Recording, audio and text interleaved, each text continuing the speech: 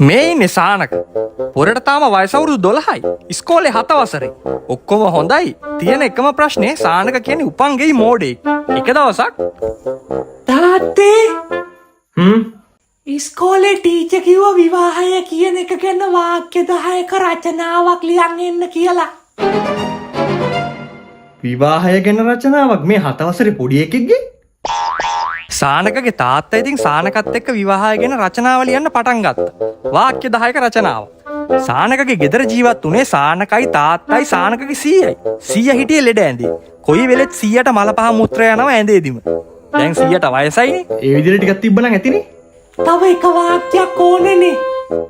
මෙහෙම ලියපන්. මේ සියලු කරුණු ගොනු කරගත් පසු අපට කිව හැක්කේ හරිම කෙනා ජීවිතයට ආපසු කක්ක යනවා. අයියෝ තාත්තේ.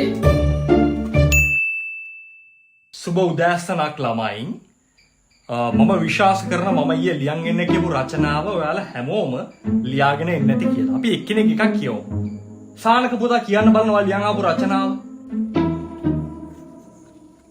විවාහය යනු ඕනෑම පවුල් සංස්ථාවක සමාජයක මූලික අඩිතාලමයි. ෂා ඒ වචන ටික දිගටම කියවන්න. හරිම ලස්සනයි. අහන් ඉන්න. ආදරය මුල් කරගෙන වාගේම විවාහ යෝජනා සුරින්ද විවාහයන් සිදුවේ. දැක්කද ළමයි? අන්න එහෙම තමයි නිවැරදිව රචනාවක් ලියන්නේ.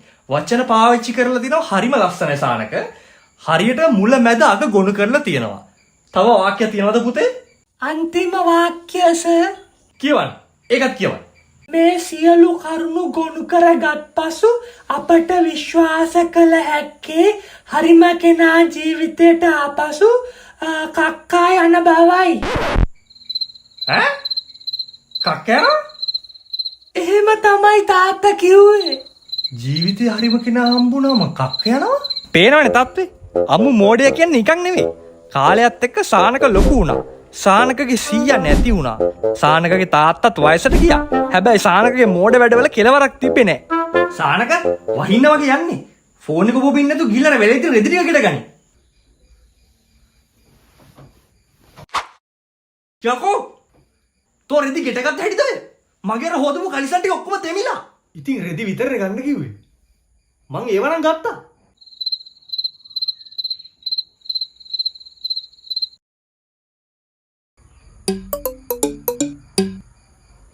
හෙලෝ හෙලෝ පුතා මම මේ නිමල් අංකල් තාත්තා ඉන්නවද?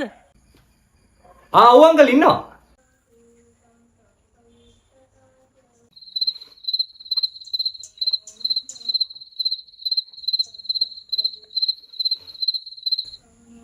හෙලෝ හෙලෝ පුතා තාත්තා ඉන්නවද?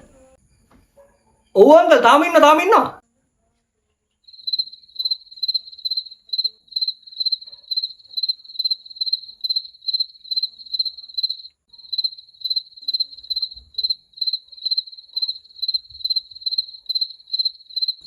හෙලෝ ඔව් අංකල්. තාත්තා ඉන්නවද පුතා? ඔව් මේ ගෙදර ඉන්නේ. ඉතින් ඉන්නවනම් ෆෝන් එක තියන්කෝ. හා. තාත්තේ නිමල් අංකල් කතා කරනවා. හෙලෝ නිමල්. මොකද්ද බං කොල්ලට වෙලා තියෙන්නේ? ඇයි මචං මොකක්ද අවුල? ඌ පට්ට මෝඩයිනේ බං. ඌට ওই විදිහට ගිහලා නම් ජීවිතය මලාට ජය ගන්න වෙන්නේ නැහැ. මෝඩයි තමයි. ඌ ඒ වුණාට දවසක හොඳ රස්සාවක් කරાવી. මම අද කිව්වා කියලා හිතේ තියාගනින්. උඹේ කොල්ලට මලාට රස්සාවක් කරන්න බෑ. රස්සාවක් හොයාගත්තත් ඌට ඒකේ වැඩ කරන්න වෙන්නේ නැහැ. ඌට ඒ තරම් බෑකෝ. ඕකෙන් මේකෙන් කොහොම හරි උනේ නිමල් අංකල්ගේ සානකගේ තාත්තගේ අතර තිබිච්ච යාළුකම නැති වෙච්ච එක. යාළුකම paludu වුණා.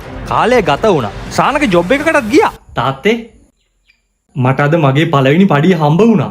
ෂා කොච්චර දෙයක්ද පුතේ? මට නම් හරිම සතුටුයි. මිනිස්සු මට මෝඩය කිව්වට තාත්තේ මම අන්තිමට කොහොම හරි ජීවිතේ ජය ගත්තා. මට උඹ ගැන හරිම ආඩම්බරයි මගේ පුතේ. උඹට මතක ඇති ඒ කාලේ මිනිස්සු කිව්වා උඹට ජීවිතේ ජය ගන්න බෑ කියලා. සමහර මිනිස්සු කිව්වා උඹට රස්සාව කරන්නත් බෑ කියලා. උඹට මතක ඇතිනේ මම මේ කවුරු ගැනද කියන්නේ කියලා? මට බෑ කියපු අයව මට හොඳට මතකයි තාත්තේ. ඵලයක් දැම්ම ඵලයක්. දැම්ම ගිහිල්ලා උඹට බෑ කියපු උන්ට පෙන්නපන් උඹේ සාර්ථකත්වය. කියපන් උඹේ පඩිය හම්බුණා කියලාද පළවෙනි පඩිය. මට අදින්නම් රැට හොඳට නිදා ගන්න පුළුවන්. Tamanට බෑ කියපු අයට තත්ත්වෙ පෙන්වන්න යන සානක පිටත් වුණා. මේ ඉන්නේ මයක තෝහයාගෙන තමයි මේ ආවේ. තොට මතකද මං ඉස්සර හැමදාම මේ පාර දිගේ ඉස්කෝලේ යනකොට තෝ මෙතනට වෙලා මගේ මූණට බෑ බෑ ගහලා හිටියා. තෝ කොච්චර බෑ කිව්වත් යකෝ මම දැන් ජීවිතේ ජයගත්තු මිනිස්සෙක්. මං අද මගේ ජීවිතේ පළවෙනි පඩිය ගත්තා. ඔතන බෑ බෑ කියන්නේ. කොහොර තෝගේ යාළුවා කලුවා. ඔකට කියපන් මං වෙලා කතා කරලා ගියා කියලා. එතන බෑ බෑ කියන්නේ. Se acabó.